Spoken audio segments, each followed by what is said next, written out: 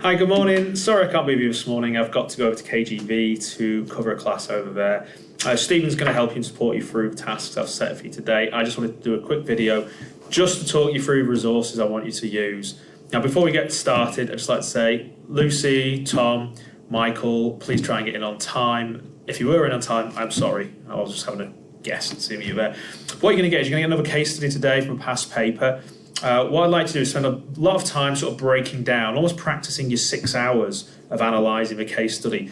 To that effect, I want you to have a look at these learning mats, which we produced via Tutor to You. Now, these are really useful because it allows you to spend some time working out and breaking down the case studies.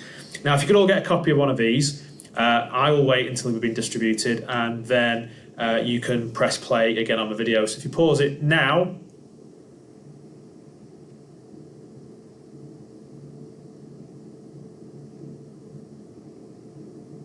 okay, so hopefully you had a long enough pause there. You've got your sheets, you've got your case studies, you've got your learning mats. Now, the first one on the first page, learning mat 1, now what that takes you through is some basic outline. So it's kind of like the introduction section for one of your cases. So going through your case study, you can start filling in the page as you go. So learning 1 mat looks at the introduction to the business.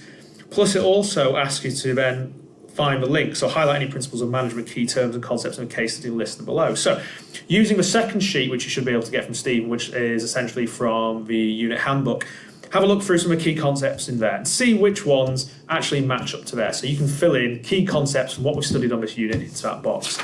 Now, learning mat 2, this one's called the evidence hunter. So what you can do here is we can, using the key parts of the unit via the unit handbook you've got copies of, I want you to just go through sections A, B, C, D, E and F and identify key things which are in there. So A1, definitions of leadership and management. Are there any definitions in there?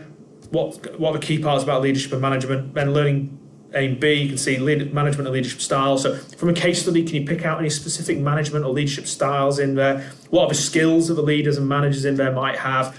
So we're kind of populating there. So section C, human resources, what elements are in there, recruitment, selection, all those kind of bits. How is human resource planning done in the business, if you can find information from there. Remember, you won't find evidence for every single box, but you might be able to plug little gaps as you're working through here.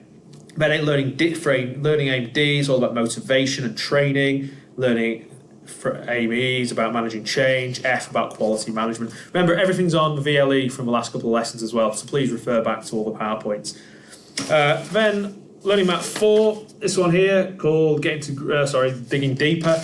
This asks you to look at the data. So like we looked at last time, financial details, profit margins, net profit margins, revenue, all those kind of different bits of financial data. What data can you find? What data is key? More importantly, what does it show? So what is it telling you about the business? What is it informing you about the situation of the business? Then step 5, the big issues from studying case study so far, you have a clear picture of main issues facing and review of the evidence. What do you believe are most significant issues? So this is where you can identify what in your mind are the biggest problems that this business faces. Now this is really important. This forms the basis of it. Now all the stuff you've done beforehand is evidence. So this is just, can you identify 5 or 6 major key problems or issues that the business is facing? What are the key things which may be stopping it being a success? What things are holding it back? What do they need to fix? So that's the kind of thing you need to be looking at. Then step 6, good news. It's called good news, it's not good news for you because you're still working. It says a case study may include evidence of good business performance, details of business strengths, or perhaps successful approaches. So note down any good news evidence you can find. So what is there good about business? What do they do well? What data you got suggests that some things are working better than others? What is positive about it? What do we do really well? That's what you want to pick there. And step 7, the big picture. So this is about the industry. I'd like you to do a little bit of research into the industry in the case study. I'm not going to give any clues here. You need to identify what industry they work in.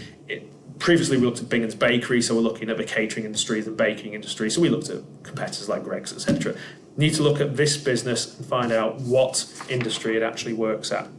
Now, this shouldn't be a half-hour, 40-minute task. This sheet in itself will probably take you 3 hours, but this is your first task on Tuesday.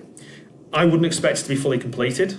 I'd expect this to be an outline. Then in the next 3 hours on Friday, I'm going to spend some more time digging deeper into it, thinking about, we've identified problems, but what further problems can come from there? Where will it develop and where will it build? So I'd like to be looking at those as well.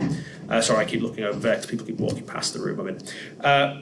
Then we will then have a look at answering one of the questions at a later date as well, possibly towards the second half of Friday, perhaps not. This is the most important thing. I want you to run a proper sort of experiment on how you would do it when you get the proper case study. We have 6 hours in class when we get a real case study. Spend some time on this and really study it, break it down. If you have any questions, I'll be available on my computer, so you can email me live during a session. I have no problems with that. Any real problems, I said, put it into an email, get it off to me. Just try your best on this. Stephen can support you. He will help you with this.